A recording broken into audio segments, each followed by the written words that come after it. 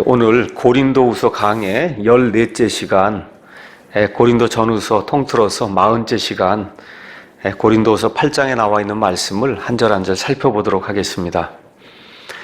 고린도후서 8장, 9장은 지금 우리가 살고 있는 이 신약 시대에 하나님께 헌금 드리는 일, 이 헌금 드리는 일을 어떻게 해야 되고 그 일을 어떻게 또 집행해야 되는가, 여기에 대해서 상세하게 기록해주고 있는 그런 말씀들입니다. 그러니까 저와 여러분이 신약교회 성도로서 성경 신자라고 이야기하려면 이 헌금 드리는 이 부분에 대해서도 말씀이 무엇라고 우리에게 이야기하는가 잘 숙지해야 됩니다. 고린도후서 8장에서 사도 바울은 헌금을 하나님께 드리되 은혜로 드려야 된다. 마지못해서 드려야 되는 것이 아니고 은혜로 드려야 된다. 이렇게 이야기하고 있고, 9장에서 그걸 조금 더 다시 한번 설명하면서 이와 같이 하나님의 은혜로 헌금을 하게 될 때 성도들에게 어떠한 유익이 있는가, 이 말씀을 우리에게 이제 전달해 주고 있습니다.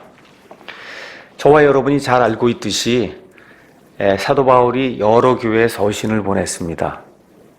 그 여러 교회들 가운데 내가 하나님으로부터 가장 많이 선물을 받았습니다 해서 소위 방언의 선물, 예언의 선물, 방언 통역의 선물, 할 거 없이 선물을 많이 받았다. 기존 개역 성경의 용어대로 이야기하면 하나님의 은사를 가장 많이 받았다고 자랑하던 교회가 고린도 교회예요. 그런데 문제가 고린도 교회가 헌금에 가장 인색했습니다. 이게 상당히 아이러니해요. 하나님으로부터 무언가 영적인 선물을 가장 많이 받았다고 지금 자랑을 하고, 사실은 또 그것 때문에 문제가 가장 많이 크게 생겼는데, 이런 교회가 헌금하는 것에 있어서 문제가 있었다는 거죠. 다시 말씀드려, 은혜를 많이 받은 성도들에게 지금 사도 바울이 너희가 헌금을 제대로 해야 된다 이렇게 이야기하는 걸 보면 예나 지금이나 헌금하는 게 쉽지 않음을 우리가 알 수가 있습니다. 특히 우리나라 이제 성도들은 기존 교회 이렇게 다니면서 헌금에 댄 사람이 엄청 많아요.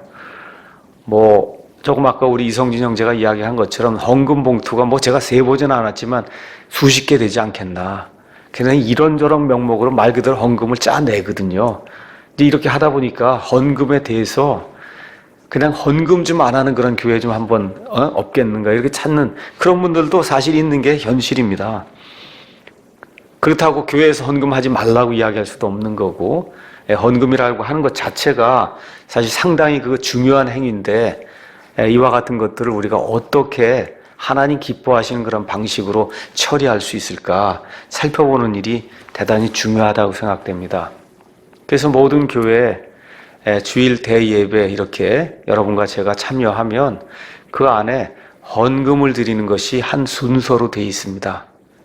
그러니까 저희 교회는 헌금에 된 사람들이 워낙 많기 때문에 저 뒤에 그냥 헌금 통을 넣고 원하시는 대로 이렇게 헌금하시라고 이야기하고, 특별히 헌금을 이렇게 앞으로 가지고 나와서 봉헌하는 이런 순서 같은 거 전혀 갖지 않는데, 원래는 예배 시간에 가장 중요한 행사 중에 하나가 뭐냐, 헌금을 하나님께 드리고 드린 것을 하나님께 이렇게 바치는 그와 같은 일을 하는 게 이 예배학의 한 측면에서 대단히 중요한 행위예요.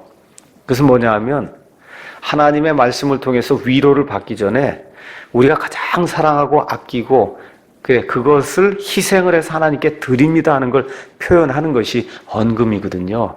그렇기 때문에 우리가 노력도 드리고 수고도 드리고 또 이렇게 시간도 드리고 또 뿐만 아니라 물질로도 하나님 앞에 드리면서 그래서 하나님께 예배하는 것이 대단히 중요한 겁니다. 우리 예수님께서 사도행전 20장 35절 가서 보시면 주는 것이 받는 것보다 더 낫다고 이야기하셨어요. 우리 예수님 말씀입니다. 주는 것이 받는 것보다 더 낫다. 그래서 저와 여러분이 하나님을 위를 위해서 무언가를 드리는 그것이 중요하다고 우리 예수님도 말씀을 하십니다. 또 로마서 12장 8절 거기 가서 보시면 하나님이 교회에 주신 여러 가지 선물이 쭉 이렇게 나와 있습니다. 이 목사도 하나님이 주신 선물이요, 교사도 하나님이 주신 선물이요, 또 권면하는 자도 하나님이 주신 선물이요. 또 옛날에 다른 나라 말을 하던 그와 같은 타원을 하는 것도 하나님의 선물이요. 또 신약 성경이 완성이 되기 전에 하나님의 말씀을 직통으로 받아서 그 말씀을 전해주는 대언도 하나님의 선물이요. 여러 가지 선물이 있습니다. 근데 거기 로마서 12장 8절 가서 보시면 주는 것도 하나님의 선물이라고 돼 있어요. 그러니까 주는 게 뭐야? 헌금하는 것도 그것도 하나님의 선물이다. 이렇게 기록이 돼 있습니다. 그래서 이 헌금이라고 하는 것이 우리 예배학적인 그런 측면에서나 또 하나님의 은혜에 대한 그런 그 보답을 한다고 하는 그런 측면에서나 대단히 중요하고 우리의 삶 속에서 꼭 있어야 될 그런 요소다. 특히 예배드리기 위해서는 그것이 필요하다. 이렇게 이제 말씀을 드릴 수 있습니다. 오늘 고린도후서 8장 또 이제 다음에 살펴보게 될 고린도후서 9장에는 사도 바울이 유대인 성도들 위해서 모금하는 그와 같은 일을 이 안에 지금 기록을 하고 있습니다. 여러분 잘 아시는 것처럼 사도 바울은 3번 선교 여행을 다녔습니다. 그 선교 여행 다닌 거리가 총 17,000km. 그 옛날에 3번 선교 여행 다녔는데 배 타고 걷고 마차 타고 17,000km 이상을 선교여행을 이제 다니면서 하나님의 말씀을 선포했어요. 예수 그리스도의 구원의 복음을 선포했습니다. 그게 끝이 아니에요. 저와 여러분이 사도 바울의 이 사도행전에 나와 있는 그와 같은 행적과 서신서에 나와 있는 그런 행적들을 가만히 가서 보면 선교 여행의 목적이 또 하나가 있었습니다. 그 목적은 뭐냐 하면 이 모든 교회의 시작이 되었던 유대에 있던 예루살렘 교회가 있는데 그 예루살렘의 그 교회의 성도들이 너무나 극심한 가난 속에 빠져 있기 때문에 이 성도들 위해서 이방인들이 이렇게 헌금을 모아가지고 이 성도들을 도와주는 그 일 하는 것을 사도 바울이 선교 목적 중에 하나로 삼았다고 하는 사실을 성경을 통해서 이제 알 수가 있습니다. 우리 로마서 한번 가서 보겠습니다. 로마서 15장 25절에서 28절. 우리는 로마서 이야기를 하면 로마서는 사람이 하나님 앞에서 어떻게 의롭게 되느냐 이 문제만 다루는 것으로 생각하는데 실질적으로 로마서 12장 넘어가서부터는 교회에 다니는 우리 성도들이 어떠한 삶을 실천해야 되는가를 우리에게 이제 보여주고 있습니다. 거기 가셔서 로마서 15장 25절 가서 보시면 이렇게 이제 기록이 되어 있습니다. 제가 읽겠습니다. 그러나 지금은 내가 성도들을 섬기기 위해 예루살렘으로 가노니 이는 마케도니아와 아가야 사람들이 마케도니아는 그리스의 윗부분이 지금 마케도니아예요. 밑에 부분은 아가야예요. 아가야의 유명한 도시는 고린도와 아테나가 있고 마케도니아의 유명한 도시로는 빌립보, 데살로니가, 베레아 이런 지역이 윗부분에 있는 거예요. 그러니까 그리스 전체 그 지역에 있는 사람들이 예루살렘에 있는 가난한 성도들 위해 얼마를 기부함으로 기뻐하였기 때문이라. 참으로 그 일로에 그들이 기뻐하였느니라. 이 이방인 성도들이 자기들 그 신앙의 모체가 되었던 예루살렘에 있는 이 성도들이 가난한 것을 보고 이들을 내가 도와야 되겠다 하고 헌금을 하는 그 일을 기쁘게 여겼다는 거예요. 또한 그들은 저들에게 빚진 자들이니 어떤 빚을 졌냐? 만일 이방인들이 저들의 영적인 것들에 참여한 자가 되었거든. 메시아가 유대인이에요, 이방인이에요? 유대인이에요. 예수님이 유대인이에요. 구원은 유대인에게서 나요.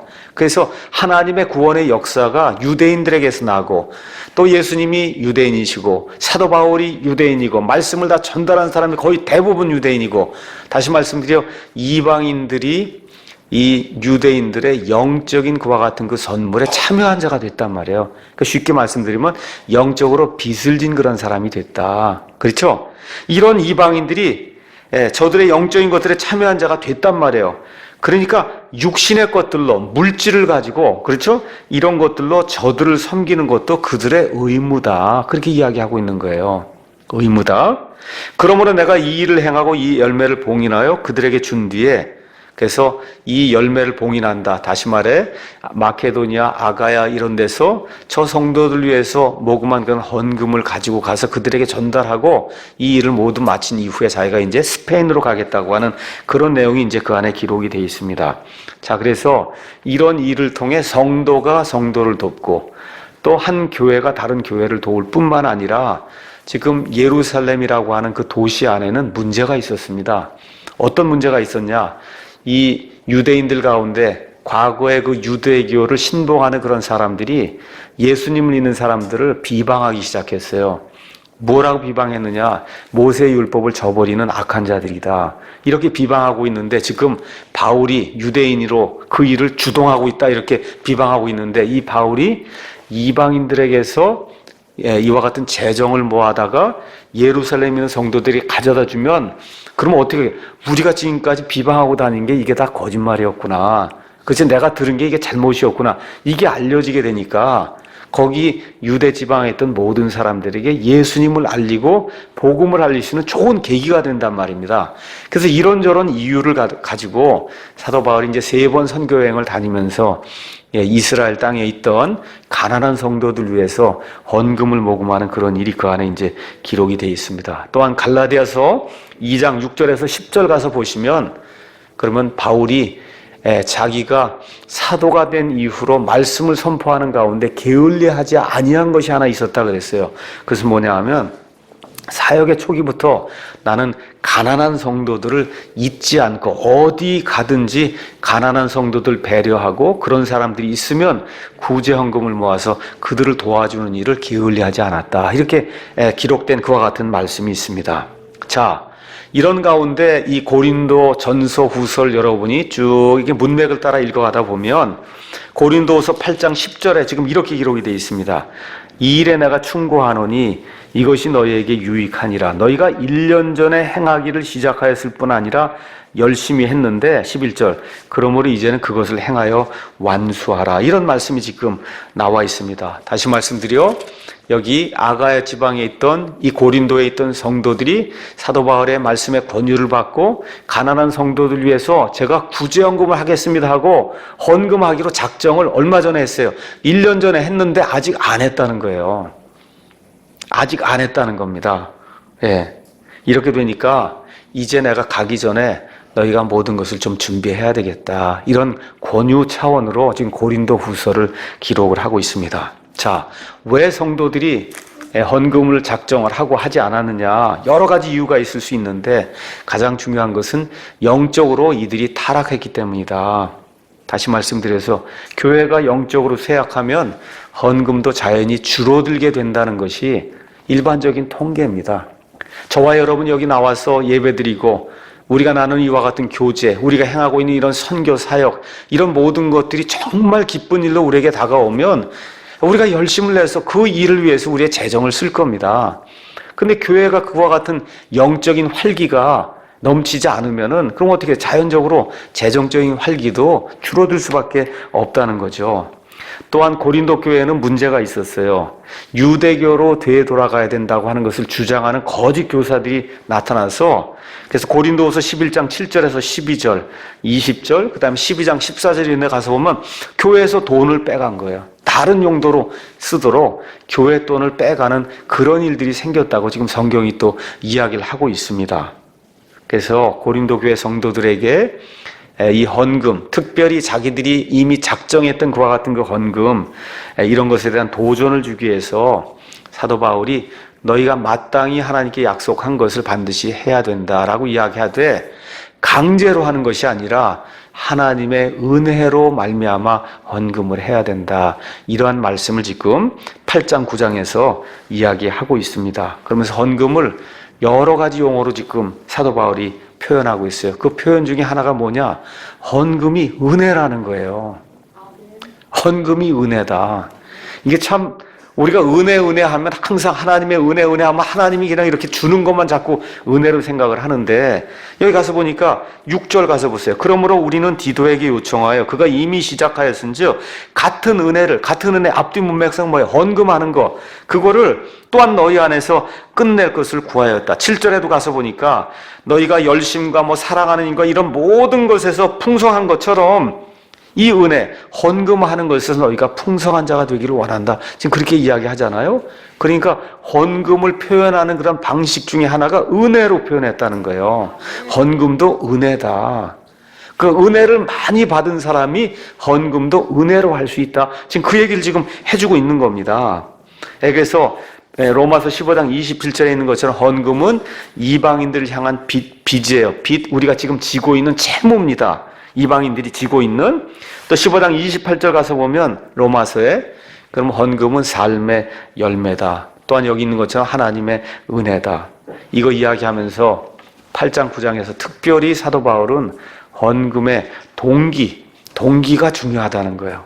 9장에서는 헌금의 실행이 중요하다. 그렇게 이야기하고 있습니다. 그래서 주는 것이 받는 것보다 더 귀하다고 하는 그런 말씀을 기억하며 하나님께 하기로 작정했던 그런 것을 실천하면 그것이 큰 복이 된다. 지금 사도 바울이 이야기를 해주고 있습니다. 자, 그러면 헌금 몇 가지 원리를 가지고 우리가 헌금을 해야 될 것인가? 신약시대의 헌금의 원리를 여러분에게 있는 그대로 말씀을 드리겠습니다. 1절, 2절 가서 보니까 또한 형제들아 마케도냐의 교회들에 베푸신 하나님의 은혜를 우리가 너희에게 알리노니 고난의 큰 시련 속에서도 그들의 넘치는 기쁨과 가난한 극심한 가난이 그들로 하여금 풍성하고 너그러운 선물을 넘치도록 하게 하였도다. 이렇게 기록이 되어 있습니다. 그래서 첫째 원리는 뭐냐? 환경에도 불구하고 헌금해야 된다는 거예요. 환경에도 불구하고 여기 지금 고린도는 그리스의 밑부분 아가야에 있고 저 위에 마케도니아에 있는데 마케도의 성도들이 가난했다는 거예요. 근데 가난도 그냥 가난한 게 아니라 극심하게 가난했다는 겁니다. 예수님을 믿는다고 하는 그런 이유 때문에 어쩌면 지금식으로 얘기하면 직장을 잃고 일할 터전을 잃고 예수님 때문에 말 그대로 먹고 살 수 있는 그런 환경이 유지가 되지 않을 정도로 그렇게 어려움을 당했어요. 극심하게 가난했다. 지금 그렇게 이야기하고 있어요.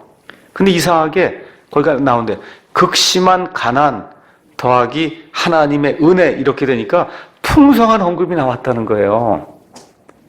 아무리 좋은 컴퓨터로도 이와 같은 계산이 안 나오잖아요. 아무리 우리 휴대폰 좋은 거 있어도 생각 극심하게 가난했는데 거기에다 하나님의 은혜가 더해지니까 너그럽고 풍성한 헌물이 나왔다는 거예요. 그래서 환경에도 불구하고 우리가 헌금해야 된다. 이것은 마치 저와 여러분이 출애굽기 읽어보시면 이집트에서 종살이 하던 이스라엘 백성이 하나님의 은혜로 이집트를 탈출한 이후에 하나님께서 모세에게 하늘에 있는 양식에 따라 이 땅에 하나님의 성막을 지으라고 이야기할 때 이 백성들이 이집트에서 이것저것 들고 나온 이런 거 가지고 나와서 이 하나님의 이 성막을 짓겠다고 할 때 어떤 일이 생겼어요? 너무나 사람들이 많이 가지고 오니까 나중에 모세가 뭐라 이제 그만 가지고 와라 할 정도로 얼마나 가난했겠어. 뭐가 있겠어요. 종노릇 했는데 그렇잖아요. 물론 떠날 때 하나님께서 여러 가지 보석들도 이렇게 가져가게 하고 여러 가지 은혜를 베풀어 주셨지만 할 마음이 없으면 안 되는 거 아닙니까? 그렇죠?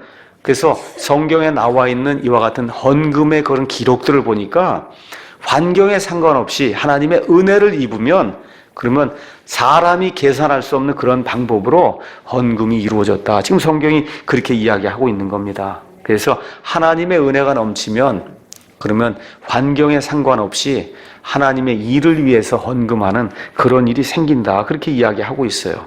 그래서 여기 나와 있는 하나님의 은혜, 여기 은혜는 구원받기 위한 은혜가 아니라 구원받은 이후에 하나님이 주시는 그런 은혜, 이런 은혜를 받고는 그리고 헌금을 은혜로 했다고 지금 성경이 우리에게 이야기하고 있습니다. 둘째, 3절에서 4절 가서 보니까 내가 증언하노니 그들이 힘 닿는 데까지 하였을 뿐 아니라 참으로 힘에 넘치도록 자원하여 하였고 우리가 그 선물을 받아줄 것과 또 성도를 섬기는 교제의 일을 맡아줄 것을 우리에게 매우 간절히 구하였다. 둘째 원리는 열정적으로 헌금했다는 거예요. 열정적으로 풍성히 하면서도 자발적으로 열심을 다해 그 일을 했을 뿐만 아니라 사도 바울에게 제발 우리 헌금을 좀 가져다가 저 가난한 성도들 도와주십시오 하고 자발적으로 헌금하는 것을 요청했다는 겁니다.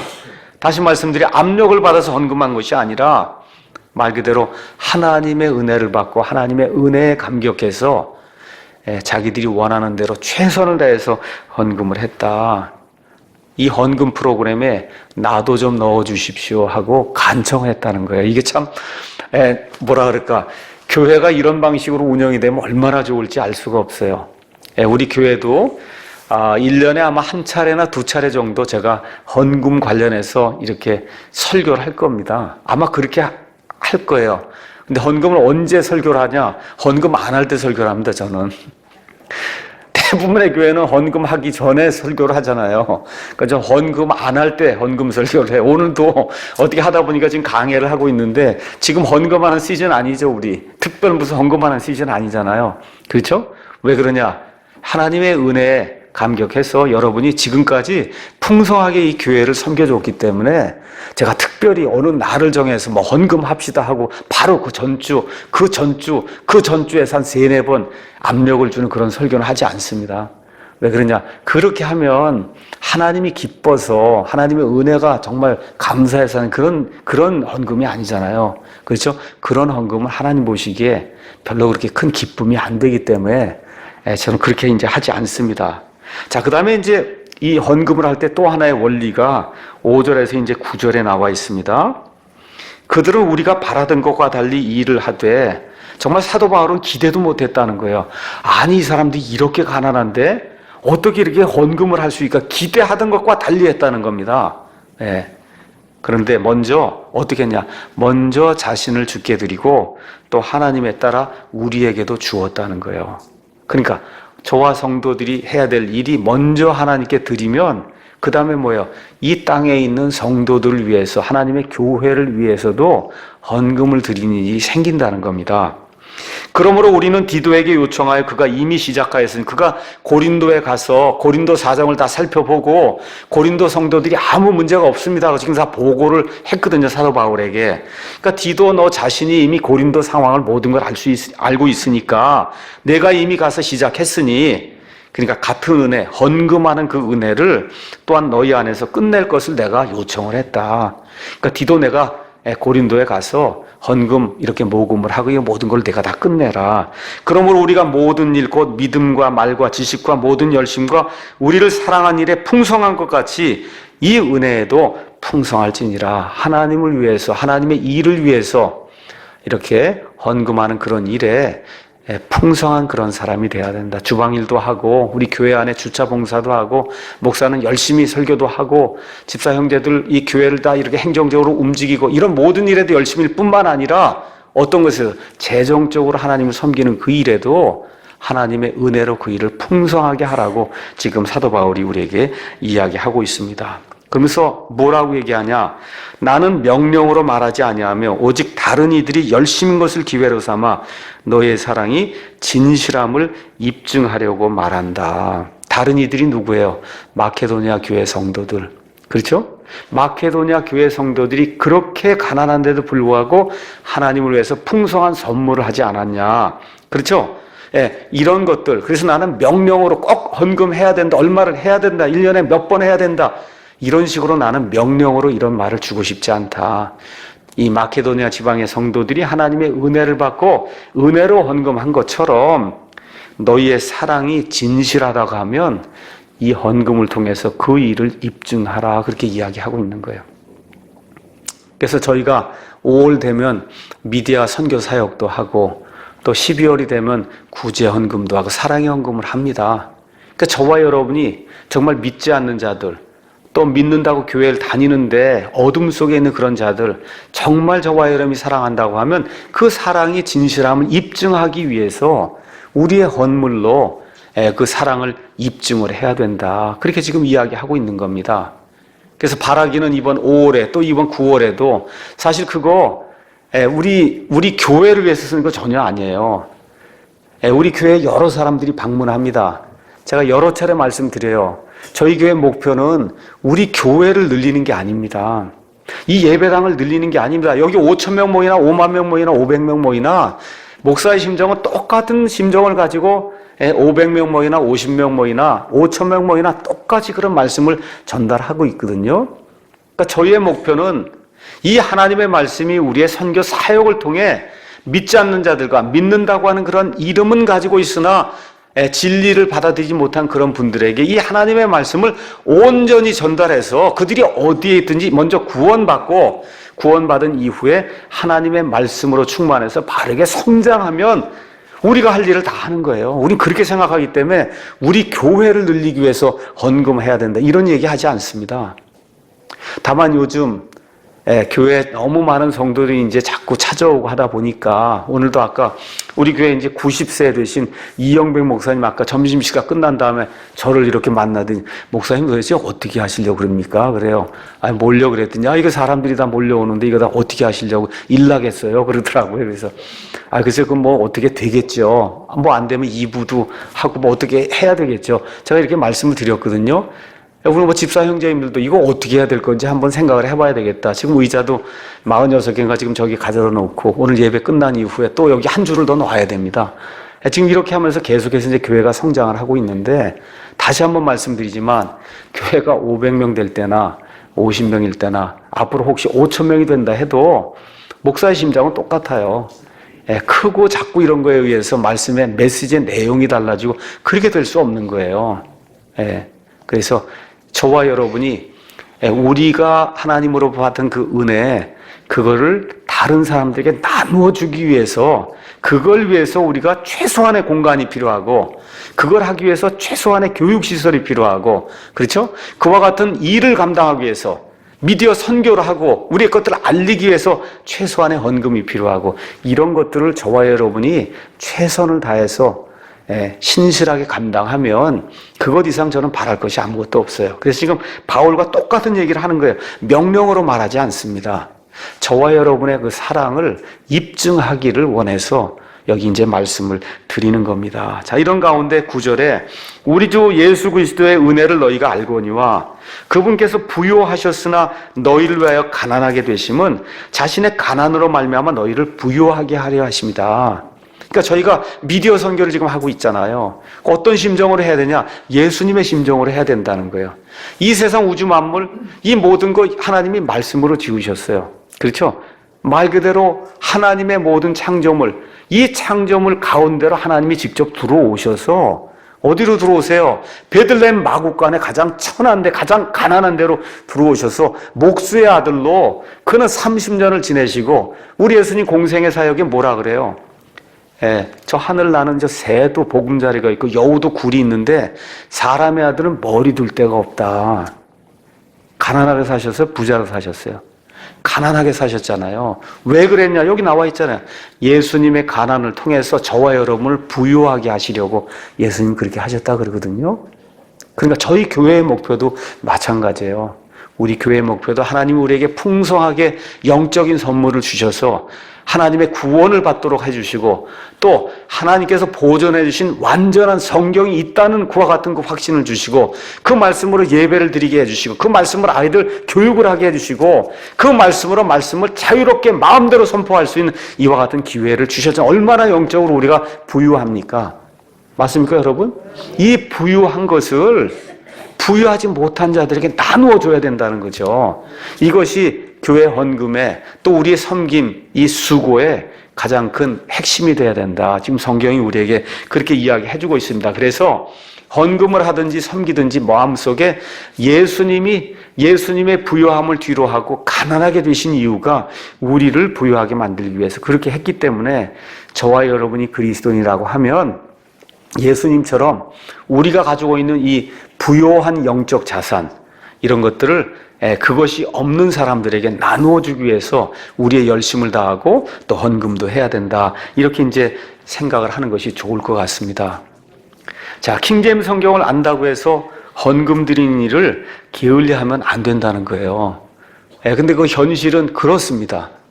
어느 형제가 이야기했듯이 이렇게 자발적으로 하나님께 헌금 드리게 하고 자원해서 헌금 드리게 하고 하면 일반 교회에서 짜는데 이런 데 비하면 4분의 1, 5분의 1 뿐이 안 나옵니다. 그게 현실이에요.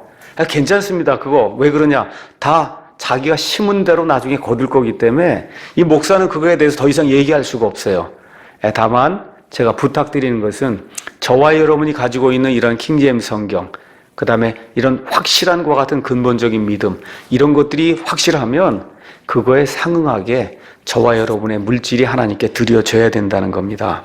그래서 고린도 교회 성도들은 말로만 아니라 물질로도 사도 바울과 다른 가난한 성도를 사랑하고 섬겨야 했다고 지금 바울이 이야기하고 있습니다. 그래서 여기 9절에 있는 것처럼 마케도니아 성도들은 자기들이 극심하게 가난했음에도 불구하고 예수님처럼 자기의 모든 것을 들여 희생적으로 헌금을 했다. 그렇게 이야기를 하고 있습니다. 자, 10절, 12절 넘어가서 보니까 이 일에 내가 충고하노니 이것이 너희에게 유익하니라. 너희가 1년 전에 행하기를 시작하였을 뿐 아니라 열심히 하였나니 그러므로 이제는 그것을 행하여 완수하라. 이미 하려고 준비되어 있은즉 너희가 가진 것으로 완수할지니라.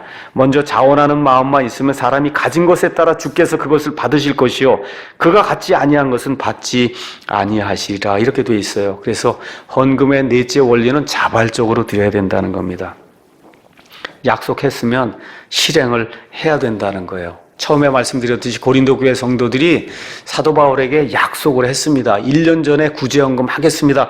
약속을 했는데 안 했어요. 왜 그래요? 자원하는 마음이 없었다는 거죠.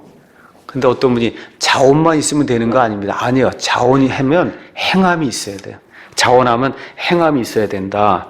그러면서 12절 중요한 겁니다. 자원하는 마음만 있으면 사람이 가진 것에 따라 주님이 받는 거예요.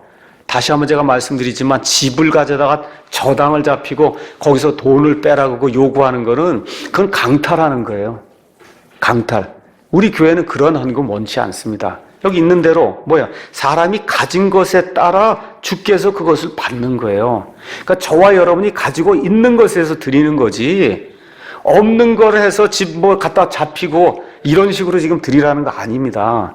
그러니까 저와 여러분이 가지고 있는 것에 따라서 내가 할 수 있는 대로 하나님께 드리는 거라. 그럼 뭐라 그러세요? 그가 갖지 아니한 것은 하나님 받지 않는다는 거예요. 없는 걸 어떻게 하나님 받으시겠습니까? 그렇잖아요. 없는 걸 어떻게 하나님 받아요? 그래서 제가 늘 말씀드리듯이 한 달 월급이 1,000만 원인 사람이 100만 원 드리는 거 하고 11조라고 해서 100만 원 월급 받는 사람이 10만 원 드리는 거 하고 어느 게 더 어렵다 그래요? 100만 원 받는 사람이 10만 원 쪼개서 드리는 게 훨씬 어려운 거예요. 그렇잖아요. 그런 원리를 저와 여러분이 기억하면서 내가 가진 것 중에서 하나님이 받기를 원하시는 거니까 그래서 생각을 하시고 하나님의 일을 하겠다고 할 때 저와 여러분이 신실하게 헌금을 하면 좋을 것 같습니다. 자, 다섯째 원리는 균등의 원리로 드려야 된다. 13절에서 15절 나의 뜻한 바는 다른 사람들은 편안하게 하고 너희는 짐을 지게 하려는 것이 아니요 다른 사람들은 헌금하지 말라 그러고 너 고린도 교회 성도들만 헌금해라 그렇게 하는 게 아니라는 겁니다. 다만 균등의 원리를 따르려는 것이니 곧 이제 이번에는 너희의 넘치는 것으로 그들의 부족함을 공급하고 지금은 너희가 부요하니까 지금 너희에게 남아있는 거, 너희가 줄 수 있는 그걸로 부족한 사람들의 그 필요를 만족시키고 또한 그들의 넘치는 것으로 너희의 부족함을 공급하여 균등하게 하려는 것이라. 사람이 살다 보면 가난할 때가 있고 부할 때가 있고 지금 여기 예루살렘의 성도들은 예수님 믿는다고 하는 그 사실 때문에 지금 가난하게 됐거든요. 고린도는 지금 항구 도시예요. 배들이 둘러오고 하면서 무역이 성행하면서 거기에 사는 사람들이 부유한 가운데 있었어요. 그러니까 지금 너희가 부유하니까 하나님의 균등의 원리를 따라 너희의 부유한 것을 가지고 가난한 성도들을 돕고 또 나중에 혹시 너희가 가난하게 되면 다른 지역에 있는데도 부유한 성도들이 너희를 돕고 이렇게 해서 균등의 원리가 이 교회 안에서 지배가 돼야 된다. 그렇게 지금 이야기를 하고 있습니다. 그 다음에 이것은 기록된 바 많이 거둔 자도 남지 아니하였고 적게 거둔 자도 모자라지 아니하였더라 함과 같으니라. 이렇게 이야기하면서 출애굽기 16장 18절에서 20절 가서 보면 만나를 주시는 그런 내용이 그 안에 기록이 되어 있습니다. 어떤 사람이 많이 거둬도 남지 않았어요. 부족하게 거둬도 모자라지 않았다는 겁니다. 그래서 하나님께서 하나님을 믿는 모든 성도들의 여러 지역에 있는 그런 모든 성도들에게 하나님의 은혜를 주시는데 어떨 땐 사정에 따라 이 교회가 부유하고 어떨 땐 사정에 따라 이 교회가 부유하고 그래서 어떻게 하라는 거예요? 균등의 원리에 따라 그 일을 감당을 해야 된다.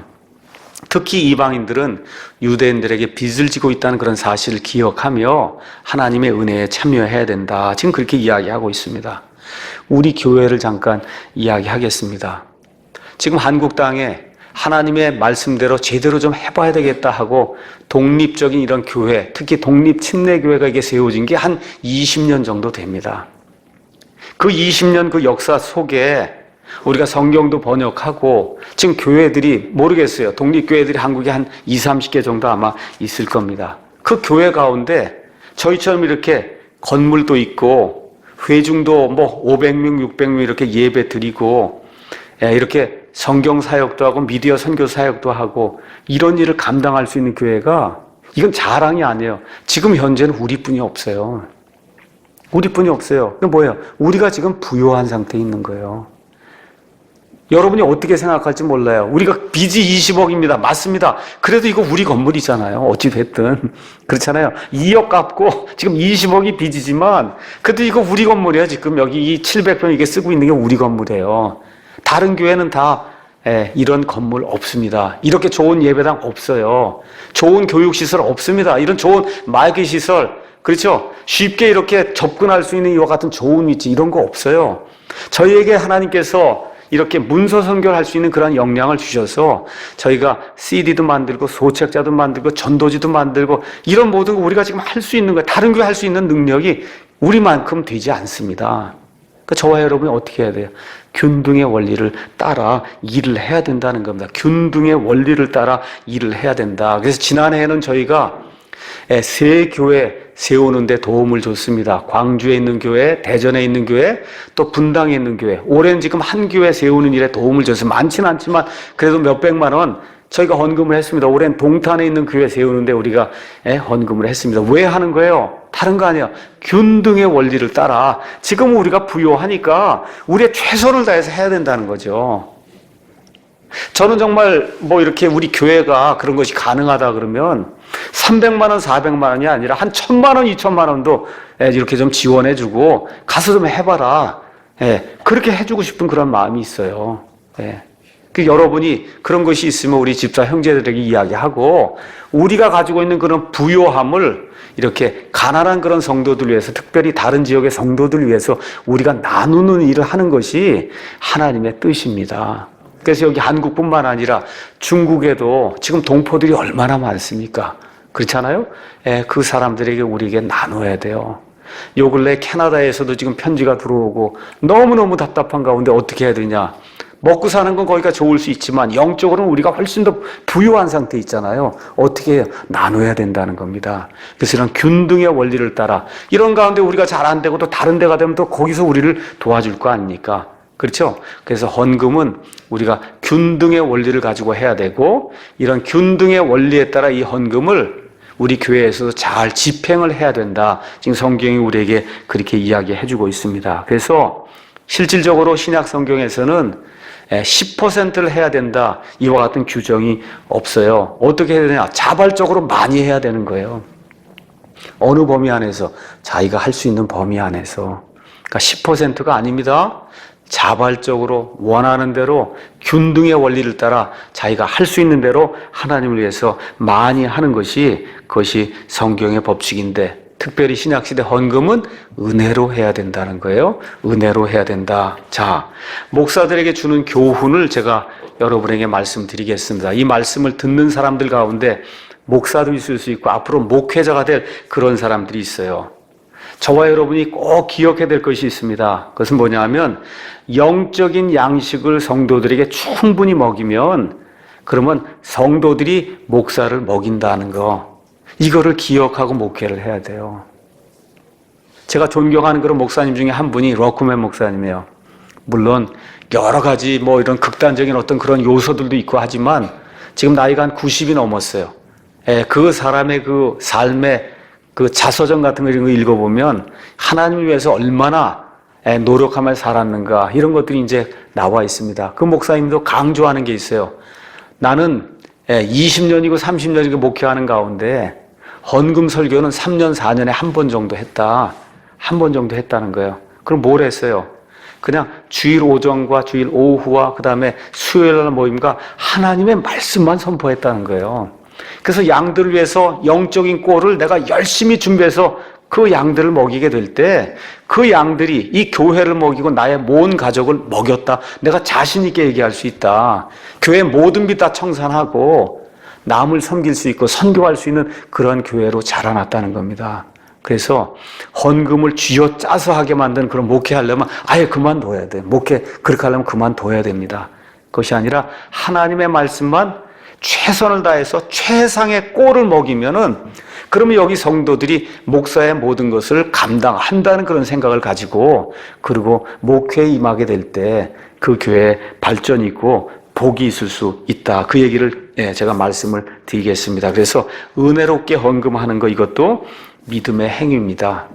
자, 그래서 저는 우리 교회가 이렇게 성장을 하면서 우리 교회 안에도 하나님께서 재물 얻을 수 있는 그와 같은 능력을 주셔서 큰 재물을 가지고 하나님을 섬길 수 있는 그런 사람들도 우리 교회 안에 많이 생기기를 예수님의 이름으로 축원합니다. 그래서 구약 성경에도 하나님께서 하나님의 뜻대로 살고자 하는 그런 자들, 특별히 이스라엘 백성들 가운데 하나님의 말씀대로 살고자 하는 그런 사람들에게 하나님이 물질적인 그런 복도 주신 것을 성경이 우리에게 증언하고 있습니다. 그래서 혹시 정말 우리가 사람이 더 늘어나서 더 큰 예배당을 확보해야 되겠다고 하든지, 이거 다 어떻게 해야 돼요? 좋은 그와 같은 재물 낼 수 있는 그와 같은 능력자들이 우리 교회에 있어야 이런 일이 가능한 거 아닙니까? 우리의 필요가 있을 때, 우리가 선하게 하나님의 것을 추구할 때 그런 사람들도 우리 교회에 넘칠 수 있도록 하나님 우리에게 복을 주시기를 목사로서 간절히 기원합니다. 자, 16절에서 24절은 교회에서 헌금을 어떻게 관리해야 되느냐. 자, 성도들이 은혜로 자발적으로 헌금을 다 드렸는데 말 그대로 착복하는 그런 일이 교회에서 생기면 큰일 나는 거 아닙니까? 그렇잖아요. 그래서 16절에서 24절 헌금 집행하는 것도 성경적으로 잘 해야 된다. 성경이 우리에게 이야기해주고 있습니다. 자, 먼저 제가 여러분에게 말씀드릴게요. 어떤 분들이 종종 질문을 합니다. 목사님, 헌금은 꼭 우리 교회에만 해야 됩니까? 그렇죠? 여러분 가운데도 그렇게 질문하신 분들이 있을 거예요. 헌금은 꼭 이 교회에만 해야 되냐? 제가 여러분에게 답을 드리겠습니다. 그 교회가 성경적으로 신약교회를 하며 하나님의 뜻을 행하는 그런 교회라고 하면 그 교회에 헌금하는 것이 그 교회 다니는 성도의 가장 큰 의무예요. 그런데 그 교회가 그 헌금을 가지고 하나님이 기뻐하지 않는 일, WCC, 그렇죠? 세계 종교 통합, 천주교와의 연합, 그렇죠? 이런 악한 일들을 하는데 그 헌금이 쓰이면 그 교회 헌금하면 안 돼요. 안 되는 거예요. 그건 하나님을 대적하는 일을, 그 일을 돕기 위해서 헌금을 내는 거니까 그 일을 하면 안 된다. 분명하게 제가 말씀드릴게요. 그래서 그 교회가 성경적으로 하나님의 일을 추구하면, 그럼 그 교회 성도라고 하면 그 교회에다 헌금하는 것이 그 교회 성도로서의 마땅한 그런 본분인데, 근데 그 교회가 그렇게 못하면 그 교회에 헌금할 의무가 없어요. 어떻게 해야 돼요? 하나님을 사랑하고 하나님의 뜻을 이루는 그런 단체나 교회에 헌금하는 것이, 그것이 신약시대에 바람직한 그런 헌금이라 제가 이렇게 말씀을 드릴 수가 있습니다. 자, 그러면 헌금이 교회에 들어오면 헌금을 관리하는 사람들, 또 교회 헌금 관리 그런 방식이 있을 거예요. 16절, 17절에 가서 보니까 헌금 관리하고 헌금을 집행하는 사람 역시 자원해서 섬기려는 그런 마음을 가지고 해야 된다. 지금 성경이 그렇게 이야기해주고 있습니다. 그러나 디도의 마음속에 열심을 내어 너희를 돌보려는 같은 생각을 넣어주신 하나님께 감사하노라. 디도가 지금 헌금을 가서 모금해갖고 지금 가지고 와야 될 그런 사람이잖아요. 디도의 마음속에 열심이 있었다는 거예요. 우리 헌금을 집행하는 우리 집사 형제들, 그렇죠? 교회 행정하는 그런 모든 분들이 열심을 가지고 해야 된다는 겁니다. 성도들을 돌보는 생각을 가져야 된다는 거예요. 성도들을 내가 돌봐야 되겠다. 목사가 아니에요. 성도들을 돌봐야 되겠다는 그런 생각을 가지고 해야 된다. 참으로 그가 권면의 말을 받아들였을 뿐 아니라 더욱 열심을 내어 자원함으로 너희에게 갖느니라. 그래서 교회 재정 관리는 대단히 중요해요. 그래서 교회 재정에 비리가 생기면 그 교회는 큰 타격을 입고 말 그대로 교회가 문을 닫을 수도 있습니다. 지금 서울에 WCC 주도하던 어떤 큰 교회 목사가 지금 걸려있는 게 뭐예요? 이거 교회 재정 비리잖아요. 그렇잖아요? 이미 은퇴한 순복음교회 모 목사는 5천억 횡령을 했다. 교회 돈을. 얼마야? 5천억. 기네스북에 올라요. 기네스북에. 그렇게 하면 교회가 무슨 일을 하겠어요? 그 교회 목사나 그 교회가 이미 은퇴는 했지만, 그렇잖아요? 기네스북에 그런 걸로 오를 정도가 되면 그건 그만둬야죠. 그렇잖아요?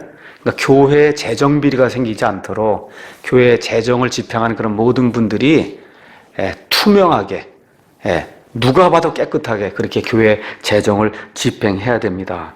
그 다음에 헌금 관리하는 그런 사람들은 18절 가서 보니까 돈에만 관심이 있으면 안 되고 복음에 관심이 있어야 된다는 거예요. 18절. 또 우리가 그와 더불어 그 형제, 어떤 형제인지 이름은 나와 있지 않습니다. 그 형제를 보내었는데 그는 모든 교회에서 복음으로 인하여 두루 칭찬을 받는 자다. 그러니까 헌금을 집행한 대부분의 교회에서 헌금은 집사 형제들이 집행하거든요. 그 형제들이 돈에만 관심이 있으면 안 된다는 거예요. 뭘로 칭찬을 받아야 돼요?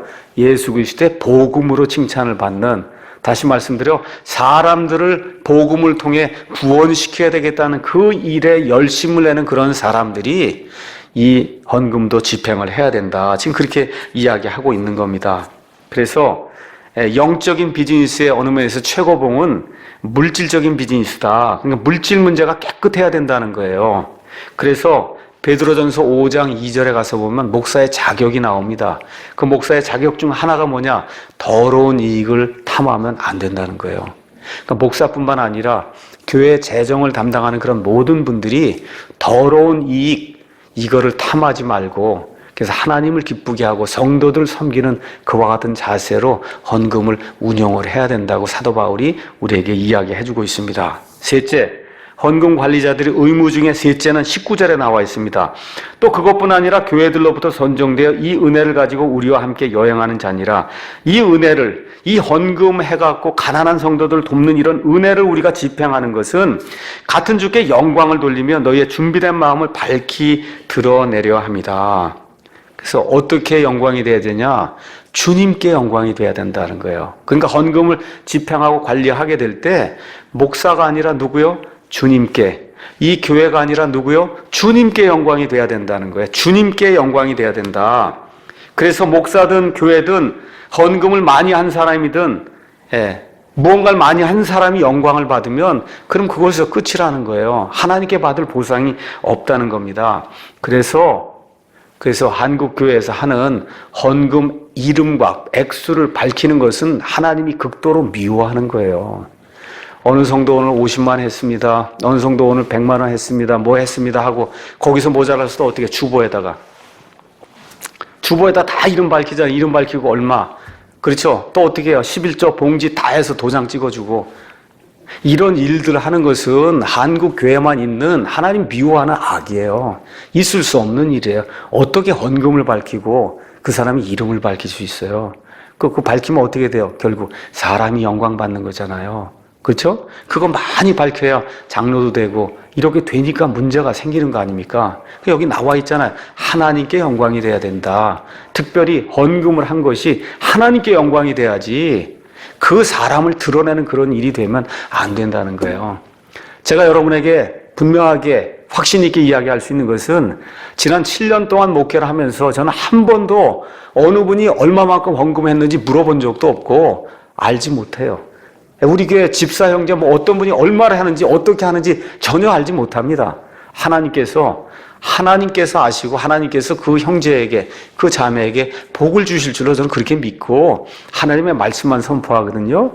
그래서 교회에서 무슨 일을 하든 특히 헌금하는 그런 일에서 하나님께 영광이 돼야지 그것이 알려져서 사람이 영광을 받으면 그러면 하나님 보시기에 말짱 도루묵이 된다. 이렇게 이제 이해하시면 됩니다. 그래서 하나님이 주신 돈을 하나님이 원하는 방향으로 사용해서 하나님에게 영광이 되도록 우리 재정을 관리하는 그런 형제들이 여기에 신경을 써야 됩니다. 자, 마지막으로 20절에서 22절 거기 가서 보니까 우리는 우리가 집행한 이 풍성한 선물에 대하여 아무도 우리를 비난하지 못하게 하려고 조심한다. 그러니까 재정 운영할 때 조심해야 된다는 거예요. 이게 재정 문제 때문에 교회가 다 문제가 생기는 거거든요. 그래서 주의 눈앞에서뿐만 아니라 사람들의 눈앞에서도 정직한 일들을 예비하노라. 또 우리가 그들과 함께 우리 형제를 보내었는데 우리가 많은 일에서 그의 열심을 여러 번 입증하였거니와 내가 너희를 크게 신뢰함으로 그가 이제 더욱 열심이니라. 디도에 대하여 누가 묻는다면 그는 나의 동반자, 영어로 가서 보면 파트너예요. 그러니까 디도는 나의 파트너다. 너희를 위한 동료 협력자며 또 우리 형제들에 대하여 묻는다면 그들은 교회들의 사자들이요 교회들이 보내준 전령이란 말이에요. 그리스도의 영광이라. 그러므로 너희는 너희의 사랑의 증거와 너희에 대한 우리의 자랑의 증거, 뭐예요? 헌금하는 거.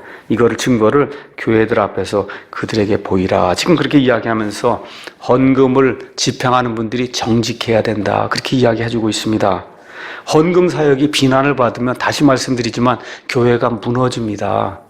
어떤 사람이 특히 목사가 헌금을 빼돌렸다 이렇게 되면 교회가 무너지는 거예요. 그래서 사도행전 6장 3절 가서 보시면 초대 예루살렘 교회가 있었어요. 그 예루살렘 교회가 한 번에 3,000명, 한 번에 5,000명 이렇게 되면서 그 예루살렘 교회, 그 교회 자체가 2만 명, 3만 명이 되는 초대형 교회였어요. 그 당시에. 이렇게 될 때 교회의 재정일 이런 모든 것들을 담당하기 위해서 7명의 사람들을 선출하는 그런 내용이 사도행전 6장에 기록되어 있습니다. 그 6장에 그 사람들의 자격에 대해 얘기할 때 첫째 자격이 뭐예요? 정직하다는 평판이 있어야 된다. 그렇게 얘기를 했습니다. 정직하다는 평판이 있어야 된다. 개혁성경 그게 빠져 있어요. 개혁성경에 빠져 있습니다. 그런 성경으로 하는 교회는 정직하다는 평판이 없는 사람이 재정을 담당하는 그런 교회는 문제가 생길 요소가 크다는 겁니다. 그래서 재정을 담당한 이런 모든 분들이 정직하게 이런 일들을 다 감당함으로 말미암아 우리 사랑 침례교회가 하나님께 자발적으로 그렇죠? 기뻐하는 그런 마음으로 충분히 내가 가진 모든 것을 가지고 하나님을 섬기는 그런 일을 하고 이 일을 담당하는 그런 형제님들 정직하게 하나님의 복음 사역을 위해서 이 일을 한다는 그런 생각을 가지고 재정을 집행하게 될 때 앞으로 우리 사랑 침례교회가 하나님이 원하시는 그런 방향으로 성장하고 하나님의 일을 잘 감당할 수 있는 그런 좋은 교회가 될 줄로 믿습니다. 오늘 여기까지 하고 마치겠습니다.